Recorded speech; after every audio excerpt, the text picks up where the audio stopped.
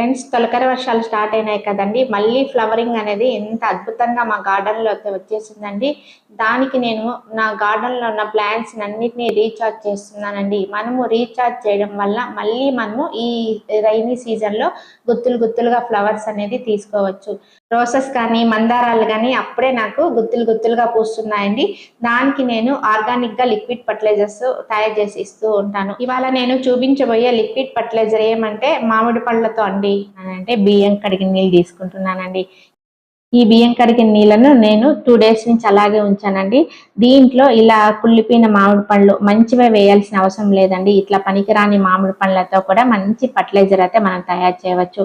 ఇలా బాగా పిసికేసామనుకోండి, ఇందులో ఉన్న సారం అంతా మొత్తం మనకి వాటర్లో దిగుతుంది. ఫ్రెండ్స్, మనకి ఈ మామిడి పళ్ళలో బీటా కెరోటిన్ అనే పదార్థం ఉంటుందండి. ఇది ఇవ్వడం వల్ల మన మొక్కలు చాలా హెల్తీగా బలంగా కూడా పెరుగుతాయి. మనకు ఈ మ్యాంగో ఫర్టిలైజర్ లో విటమిన్ సి, కాల్షియం, అంతేకాకుండా vitamin A, B6, K, fibre, folic acid ఇలాంటివి కూడా చాలా ఎక్కువగా మనకి ఈ మ్యాంగో ఫర్టిలైజర్ లో ఉన్నాయండి.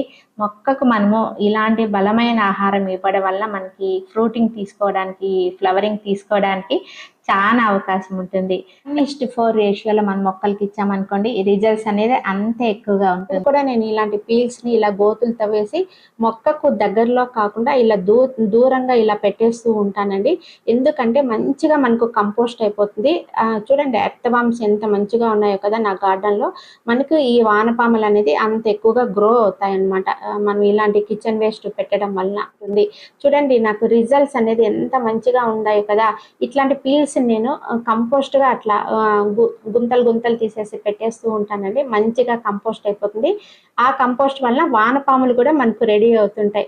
దానివల్ల మనకి వర్మీ కంపోస్ట్ కూడా మనకు తయారైపోతుంది అనమాట. ఇన్ని లాభాలు ఉన్నాయన్నమాట. మనము తినేసి పడేసే వస్తువులతో మంచిగా ఫర్టిలైజర్స్ తయారు చేసి ఇస్తూ ఉంటే రిజల్ట్స్ అనేది ఇంత మంచిగా ఉంటాయి. ఇస్తా ఉన్నాం అనుకోండి, మన గార్డెన్ లో పూలకి అసలు కొదవే ఉండదన్నమాట.